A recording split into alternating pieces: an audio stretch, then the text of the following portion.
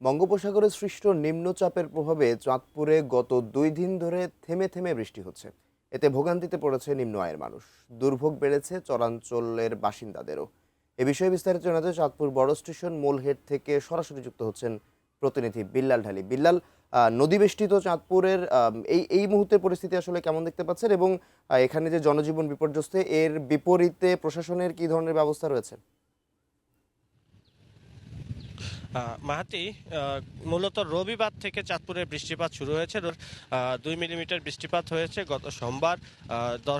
10 millimetre বৃষ্টিপাত হয়েছে জেলায়। এই বৃষ্টিপাতের কারণে আসলে খেটে খাওয়া মানুষ যারা আছে তারা তাদের যে দৈনন্দিন কাজ সেই কাজে বের হতে পারেননি। অধিকাংশ মানুষই ঘরে অবস্থান করেছেন।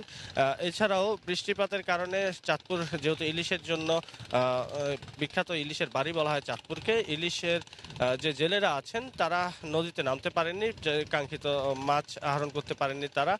তবে সবচাইতে বেশি দুর্ভোগে পড়েছেন এই বৃষ্টিপাতের কারণে চাঁদপুরের যারা চরাঞ্চলে বসবাস করেন সেই সব বাসিন্দারা। কারণ চরাঞ্চলে তাদের পর্যাপ্ত সুযোগ সুবিধা না থাকায় দৈনন্দিন চিকিৎসা, শিক্ষা বিভিন্ন কারণেই তাদের শহরমুখী হতে হয়। তারা এই যখন ঝড় বৃষ্টি শুরু হয় তখন মেঘনা নদী উত্তাল থাকে, সেই উত্তাল নদী পাড়ি দিয়ে কিন্তু তাদেরকে এই শহরে আসতে হয়। যেই সমস্ত কাঠের তৈরি ইঞ্জিন চালিত নৌকা বা স্টিলের ইঞ্জিন চালিত নৌকাগুলি তারা ব্যবহার করে থাকেন এই মেঘনা নদী পাড়ি দেওয়ার জন্য, সেই সমস্ত নৌযানগুলিতে কিন্তু পর্যাপ্ত নিরাপত্তা ব্যবস্থা থাকে না। অধিকাংশ ক্ষেত্রেই দেখা যায় যে তাদের যে জীবন রক্ষাকারী লাইফ জ্যাকেট বা বয়া এসব থাকার কথা তা পর্যাপ্ত দেখা যায় না। দুই একটি নৌকাতে দেখা গেলেও তা একটি স্থানেই নির্দিষ্ট করে রাখা থাকে, যেটি নৌকার মাঝি বা চালক যারা দ্রুত ব্যবহার করতে পারেন, কিন্তু যাত্রী সাধারণের জন্য সে ধরনের কোনো ব্যবস্থা থাকে না।